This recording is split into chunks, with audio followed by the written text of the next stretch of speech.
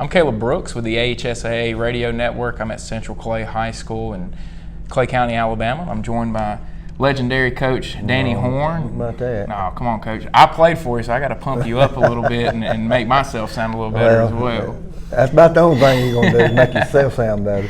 But, Coach, this won 7 state championships now. You've done it at different levels. You've coached at different levels. And, last year you come back here to your home, place. I mean, you played at Ashland, coached at Ashland, then make the move over to Benjamin Russell. You come back here to Central Clay. And to be able to cap it off with a state championship, how special was that for you guys? Well, that was something that really I didn't see coming, honestly. And we just kept working, and the kids, we got better and better every week. And at the beginning, the first part of the season, we was just a mediocre team, but they kept believing in what we was trying to teach them. And as we toward the end of the year, we was a pretty good football team. And then when we got the playoffs, we just kind of turned it up a notch. And we played some really good teams there, and all of them on the road. And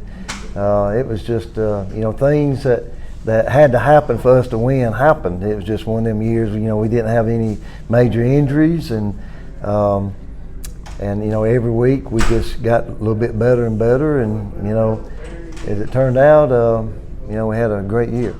And you guys were 3-3 at one point, and had the big thing happen with Mumford, and you block a field goal to win the game. You feel like you got it won, and then it's a big letdown. Well, but for you guys to bounce back the way that you did after that, it had to make you proud as a coach to know that your players were able to get over that. Yeah, it did. That was a heartbreaker, really, and we learned a lesson, and I think every coach, every school in the state of Alabama practiced that on Monday.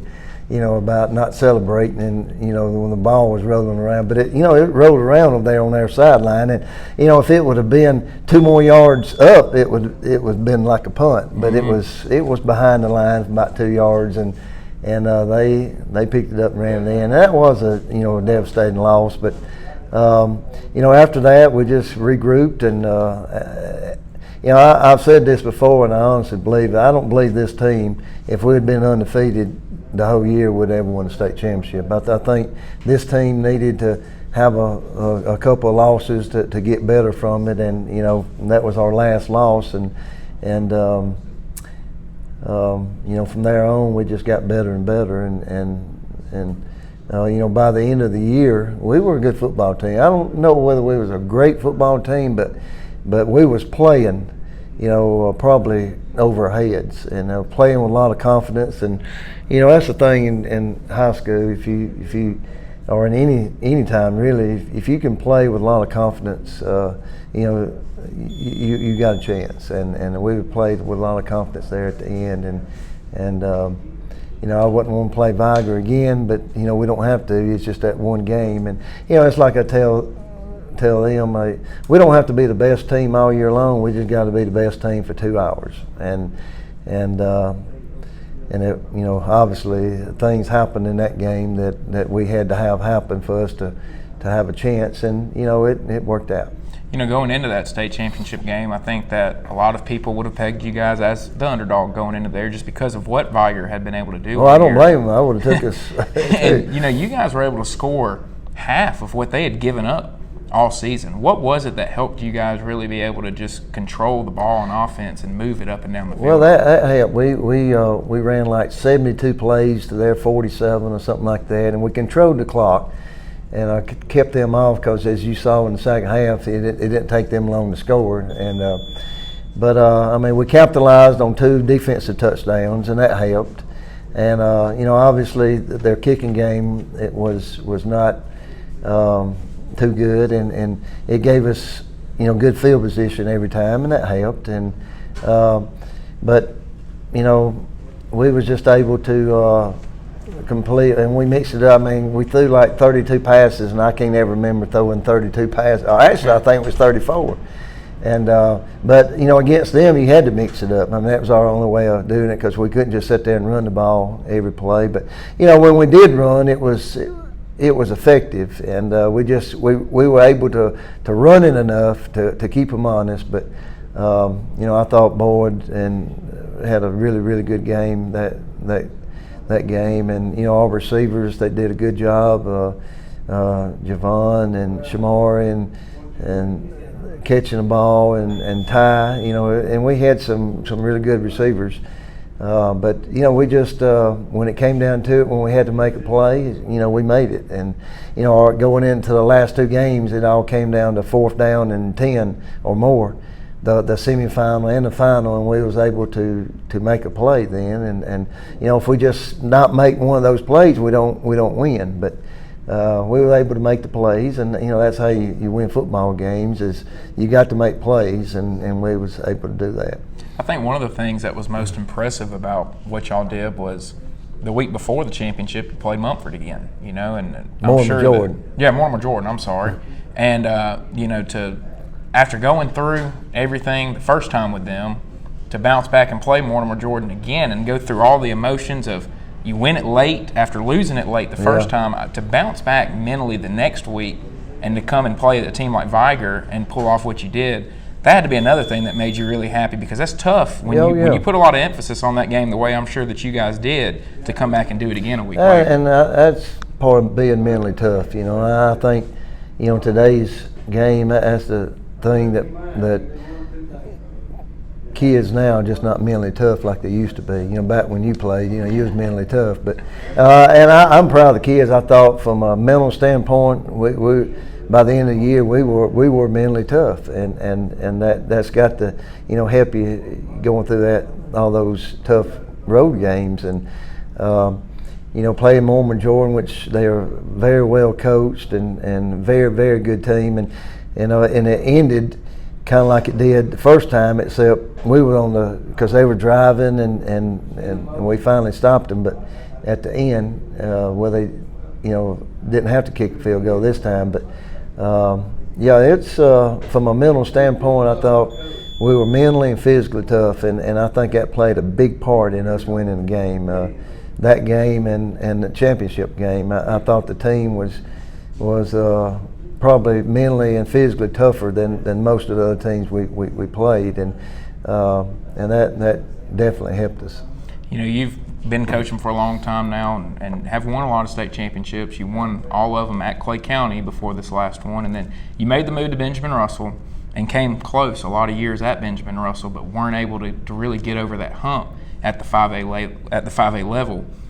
Was it special to you to finally get that one at a higher classification this past year, and with the schools unified between Lineville and Ashland? Well, anytime you win one, it's good, regardless, where you're at. And Benjamin Russell, we went to the semifinals that year, and actually should have won that game and didn't. But then to come back here and win one, it's a really unbelievable situation. And like I said, it's not much what I do. I just holler at the officials and kind of make sure we on the bus at the right time. But the kids and the assistant coaches really done a really good job of getting our players ready, and the talent had always been here, but some reason they just had a bad game at a bad time. When you go to playoffs, you have one bad game and it's over with, and it's just every week you got to be mentally and physically ready to play, and I think this year's team, as we just I say it over and over, but we just got better and got more confidence, and we were able to beat some very good teams, but yeah, anytime you win a state championship, it's special, whether it's here or at Benjamin Russell or anywhere, because they you have to earn them. They just don't give them state championships out, and what people don't understand, it's hard to win one, and we've been blessed to win a couple, and it's just a lot of hard work goes into it, and a lot of late nights, but when it's all said and done, it's all worth it. And so as last year ended, y'all have completed spring ball, you're in the middle of summer now. How do you feel about your team heading into this next year? As you're going to have a target on your back, and people are going to be looking at circling Central Clay on their schedule. How do you feel about this team and the way that they've been able to handle now going into being defending champs? Well, I think, like you said, we are going to have a target. I mean, we're not going to slip up on nobody this year, kind of like what we did last year. And I think the kids have responded so far, well to it. Summer workouts going well. We lost a lot of really good players, and from a talent standpoint, we're not even close to being, the same team. But I think as the year goes on and we get a little bit better, I think we're going to be all right. Depth is a big issue, which is, depth can be overrated. You don't really need it until somebody goes down or something. And luckily last year, we didn't have that many injuries. But you never know. I've had years where you have very few injuries, and I have years where you have a lot of them. And from a depth standpoint, we don't have a lot of depth, and we're probably going to play 3, maybe 4, on both sides. Don't really like to do it at this level, but we try to put the best players on the field, and that's just how it turns out. But we got a long way to go. In the spring game, from an offensive standpoint, we didn't do a whole lot, but Stanhope is very good defensive, especially the defensive front. But so we got a lot of work to do, on both sides of the ball. But we got a good nucleus coming back from last year, but we lost a lot of really good players, and it's you just can't replace people like that. I mean, Shamari Simmons, Jalen Bass, the 2 Garrett brothers. Those are very, very good football players. Not only them, there's some more. Daniel Harris there in the middle at center, and we had some very good players that played well at key times and made some big plays for us. And we have a hard time to replace them. But it's just like I told every year. If you're in the 10th, 11th grade, now it's time to step up, and you just got to do it every year. And so hopefully we'll get some people to step up and be all right. As I mentioned, you've been doing this a long time, but you've gotten a chance to coach both of your sons, and now you have one on staff with you. How special is it to now be able to coach alongside one of your sons and be able to really hand over the offense to him and let him control the game and call plays on the offensive end? Oh, it's special. I've heard coaches say, "Well, I don't want to coach my sons," but your daddy knows it's a joy. It really is to coach your son, and then to have your son coach with you is even a bigger blessing. And Chase has done a good job with the offense, and he calls most of the plays, and I just suggest something here and there. But overall, he does most of it, and he's actually done a really good job with it. And it's special, seeing him progress throughout the year last year, and so it's fun. What is the one thing that keeps you coaching throughout all these years? Well, keeps you around? I'm afraid that's about all I know how to do, and I can't do nothing really. I'm more worried about what I have to be doing something, and I'm more nervous about if I did quit that I'd go crazy, honestly, and because I don't know really what. All I can do is basically, mop floors and cut grass and clean toilets and all that, and then when that's gone, I don't know what I'm going to do, and so it really honestly scares me to think about it. So as far as I'm healthy, and as far as I feel like that this is what I need to do, I'm going to keep doing it. And then one day, and I don't know when it's happened, but one day I'll just wake up and say, I'm going to call it quits. But right now I feel good, and I still enjoy doing what I'm doing. So I'm going to keep doing it as long as I can. Coach, I appreciate you joining me today. You. And thank you. Yes, sir. Thank you for everything that you've done. You've been a big part of my life and what I'm doing now. And it's fun to sit back now and watch you continue to touch kids' lives and continue to win ball games and win state championships. And hopefully this year, barring anything unforeseen, you're going to reach a big milestone. And and get, you know, right up there with some of the greats and the wins and total wins in this state. Well, so. I've been blessed. I really have. I've had some really good teams and really good coaches to coach with, and I've really been blessed at the places that I've been at that, you know, wanted to have programs that you know wanted to win, and it's not like that everywhere.